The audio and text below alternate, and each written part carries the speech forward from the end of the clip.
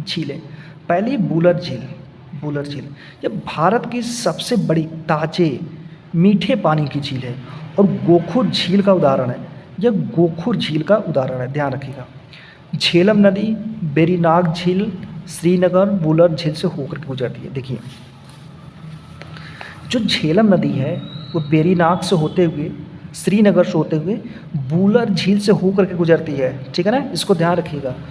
बूलर झील पर विवर्तनिकी क्रिया का प्रभाव है तथा झेलम नदी पर भी।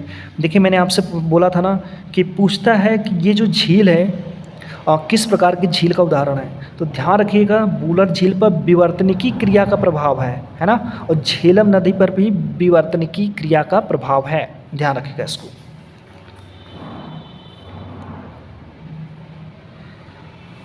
चिल्का झील, कोलेरू झील, पुलकट झील ये सब क्या है, कयाल झील है, ठीक है, कयाल झील का उदाहरण है। यानी कि ये सब खारे पानी की झीलें हैं, ठीक है। कयाल झील को लैंगून झील बोला जाता है और ये समुद्रों से इसका निर्माण हो जाता है, ठीक है, इसका निर्माण समुद्री पानी से होता है, ध्यान रखिएगा। कोलेरू झील जो है कृष्णा और गोदावरी नदियों के बीच में है, इसको याद रखिएगा। कोलेरू झील कृष्णा और गोदावरी नदियों के बीच में है। उसके बाद आता है पुलिकट झील। कौन सी झील, पुलिकट झील। यह आंध्र प्रदेश और तमिलनाडु के सीमा पर है, ठीक है। पुलिकट झील में ही श्रीहरिकोटा द्वीप है, श्रीहरिकोटा द्वीप है जिसमें कि सतीश धवन अंतरिक्ष केंद्र स्थित है। ये मोस्ट इंपॉर्टेंट है, ठीक है, ध्यान रखिएगा। पुलिकट झील में एक द्वीप है श्रीहरिकोटा द्वीप और इसी पर श्रीहरिकोटा द्वीप पर ही सतीश धवन अंतरिक्ष केंद्र स्थित है, ठीक। राजस्थान की झीलें लवड़ी हैं, ठीक है, और पवनों द्वारा निर्मित हैं, ठीक है ना, पवनों द्वारा निर्मित हैं। इसका मतलब ऐसे हो गया कि हवा चली और वहाँ से बालू मिट्टी को उठा के ले गई, फिर धीरे धीरे इसी तरह गड्ढा होता गया और एक समय आया पानी भर गया और वो झील बन गई, ठीक है। लवड़ी है यानी खारे पानी वाली झीलें हैं यहाँ पे, ध्यान रखिएगा। लुनार झील ज्वालामुखी निर्मित क्रेटर झील है। मैंने आपको बताया ना ये महाराष्ट्र के बुल्ढाड़ा जिले में पड़ती है। कौन सी, लुनार झील, ध्यान रखिएगा। यह क्रेटर झील है यानी ज्वालामुखी वाली झील है। पहले यहाँ ज्वालामुखी था, उसका मुंह बंद हो गया, मुंह बंद होने से इसके मुंह में पानी भर गया, इस वजह से यह लुनार झील का निर्माण हो गया। केरल में वेम्बनाड, अष्टमुडी ये सब क्या है, लैंगून झील है। केरल में वेम्बनाड और अष्टमुडी लैंगून झील है। लैंगून झील को ही कयाल झील बोलते हैं यानी कि समुद्री खारे पानी से निर्मित है, ध्यान रखिएगा। वेम्बनाड झील में एक द्वीप है वेलिंगटन द्वीप, ये मोस्ट इम्पोर्टेंट है, जिस पर नौकायन प्रतियोगिता होती है। यानी वेम्बनाड झील में एक वेलिंगटन द्वीप है, उसी पर नौकायन प्रतियोगिता होती है। ये कई बार एग्जाम में पूछा है, इसको ध्यान रखिएगा। पूर्वोत्तर भारत की सबसे बड़ी ताजे पानी की झील कौन सी है, लोकटक झील है। क्या है, लोकटक झील, ये मणिपुर में है। इस झील में केबुला लामजाओ, इस झील में केबुला लामजाओ राष्ट्रीय पार्क है, ठीक है। तैरता हुआ केबुला लामजाओ राष्ट्रीय पार्क है और तैरता हुआ स्कूल भी है, ठीक है, ध्यान रखिएगा। स्टेनले झील जो है तमिलनाडु में, स्टेनले झील तमिलनाडु में कावेरी नदी का पानी रोक कर बनाया गया है, यानी कि यह मानव निर्मित झील है, ध्यान रखिएगा। चंबल नदी पर तीन मानव निर्मित झीलें हैं। कौन कौन सी, जवाहर सागर राजस्थान में, गांधी सागर मध्य प्रदेश में और राणा प्रताप सागर राजस्थान में, ठीक है। 2 राजस्थान में है, 1 मध्य प्रदेश में, किसमें, चंबल नदी पर, और यह मानव निर्मित है। भारत की सबसे बड़ी मानव निर्मित झील कौन सी है, गोविंद सागर है, गोविंद सागर है। और कहाँ पे है, सतलज नदी पर, ध्यान रखिएगा, सतलज नदी पर हिमाचल प्रदेश में। एक और है दोस्तों झील, गोविंद बल्लभ पंत सागर झील, ठीक है ना, यह उत्तर प्रदेश में पड़ता है, तो ध्यान रखिएगा ये वो झील नहीं, ये दूसरी झील है, यह हिमाचल प्रदेश में है। तेलंगाना में 2 मानव निर्मित झीलें हैं। कौन कौन सी, निजाम सागर झील मजीरा नदी पे है और दूसरा है नागार्जुन सागर झील, ये कृष्णा नदी का पानी रोक करके बनाया गया है। कौन सा, नागार्जुन सागर झील तेलंगाना में कृष्णा नदी का पानी रोक करके बनाया गया है, ठीक है।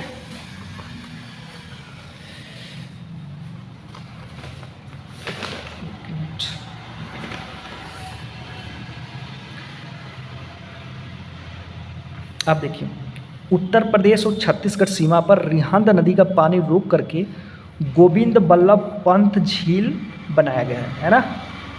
देखिए अभी गोविंद सागर हमने झील के बारे में पढ़ा जो कि हिमाचल प्रदेश में है, लेकिन ये उत्तर प्रदेश में गोविंद बल्लभ पंत झील है, ये अलग है उससे। चुलामू झील ये भारत में सबसे ऊंचाई पर स्थित है, ठीक है।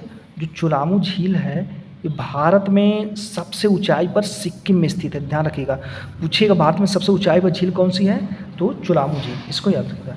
चिल्का झील भितरकनिका राष्ट्रीय उद्यान में स्थित है, ठीक है। चिल्का झील जो है भितरकनिका राष्ट्रीय उद्यान में स्थित है। इसका मतलब ये हुआ कि जो भितरकनिका राष्ट्रीय उद्यान है ये उड़ीसा में पड़ता है और इसी चिल्का झील में ही है, इसको याद रखिएगा। भितरकनिका राष्ट्रीय उद्यान चिल्का झील में है, ठीक है, उड़ीसा में पड़ता है।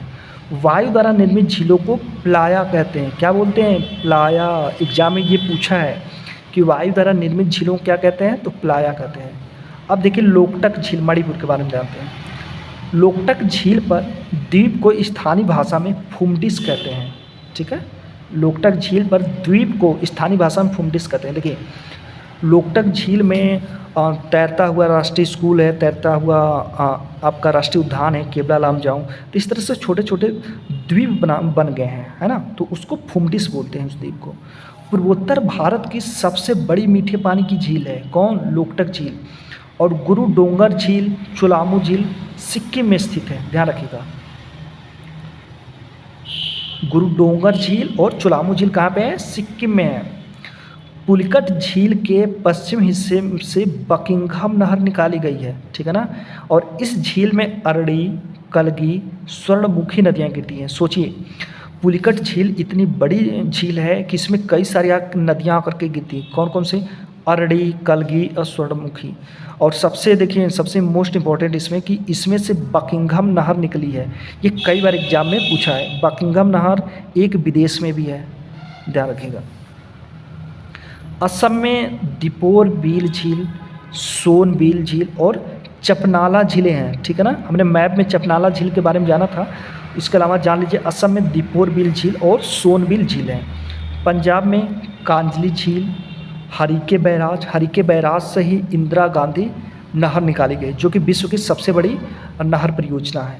और रोपड़ झीलें, 3 झीलें हैं, कांजली, हरिके, रोपड़ झीलें, ठीक।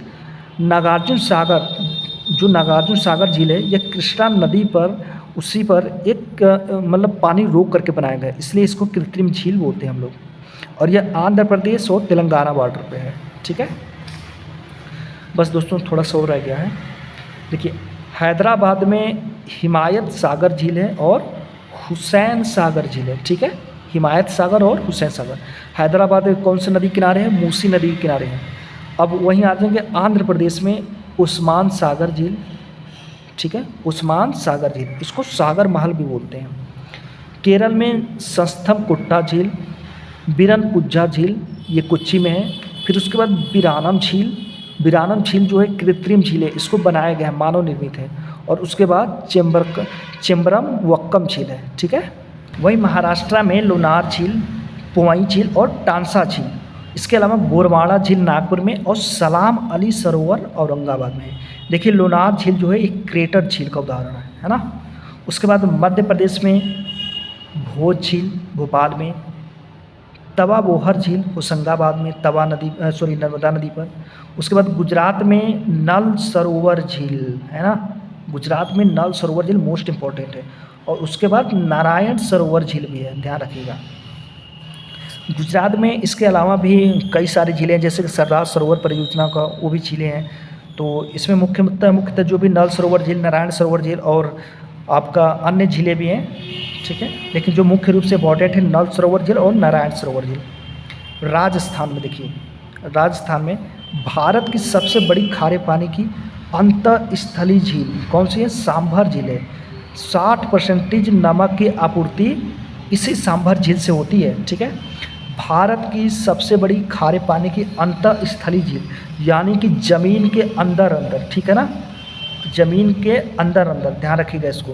और भारत की सबसे बड़ी खारे पानी की झील कौन सी है, चिल्का झील है, ठीक है, चिल्का झील है। लेकिन ये अंतःस्थलीय झील बोल रहा है, यानी ज़मीन के अंदर ये झील है, ये सांभर झील है। नक्की झील, नक्की झील, माउंट आबू गुरु शिखर पर्वत पे, ठीक है। फिर ढेबर झील, पुष्कर झील, ठीक है, ये लूनी नदी पर है।